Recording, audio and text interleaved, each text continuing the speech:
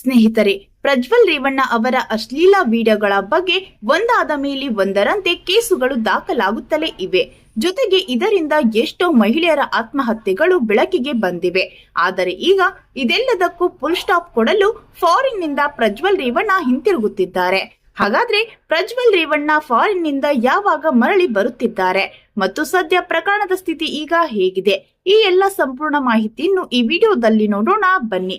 ಅದಕ್ಕೂ ಮುನ್ನ ತಪ್ಪು ಮಾಡಿದವರಿಗೆ ಸರಿಯಾದ ಶಿಕ್ಷೆ ಆಗಲೇಬೇಕು ಅನ್ನುವುದಾದ್ರೆ ತಪ್ಪದೆ ಈ ವಿಡಿಯೋನ ಲೈಕ್ ಮಾಡಿ, ಹಾಗೆ ನಮ್ಮ ಚಾನೆಲ್ ಅನ್ನ ಸಬ್ಸ್ಕ್ರೈಬ್ ಮಾಡಿ ನಮ್ಮನ್ನ ಬೆಂಬಲಿಸಿ. ಹೌದು, ದಿನಕ್ಕೊಂದು ದೂರು ಸದ್ಯ ಪ್ರಜ್ವಲ್ ವಿರುದ್ಧ ದಾಖಲಾಗುತ್ತಿದೆ. ಅಪ್ಪ ಜೈಲು ಪಾಲಾದ್ರೆ ಮಗ ಇನ್ನು ಭಾರತದ ಕಡೆ ತಲೆ ಹಾಕಿ ಸಹ ಮಲಗಿಲ್ಲ. ಇನ್ನು ಆತ ಬಂದ್ರೆ ಆತನ ಕೇರ್ ಆಫ್ ಅಡ್ರೆಸ್ ಸಹ ಪರಪ್ಪನ ಅಗ್ರಹಾರವೇ ಎಂದೆಲ್ಲ ಸುದ್ದಿಗಳು ಹರಿದಾಡುತ್ತಿವೆ. ಆದರೆ ಈಗ ಇದನ್ನೆಲ್ಲ ಮೀರಿ ಪ್ರಜ್ವಲ್ ರೇವಣ್ಣ ಈಗ ಫಾರಿನ್ ನಿಂದ ಮರಳಿ ಭಾರತಕ್ಕೆ ಬರುತ್ತಾರೆ ಎಂದು ಕೆಲವು ಮೂಲಗಳಿಂದ ತಿಳಿದು ಬಂದಿದೆ.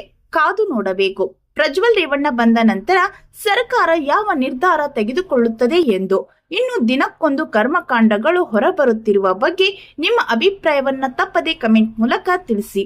ಧನ್ಯವಾದಗಳು.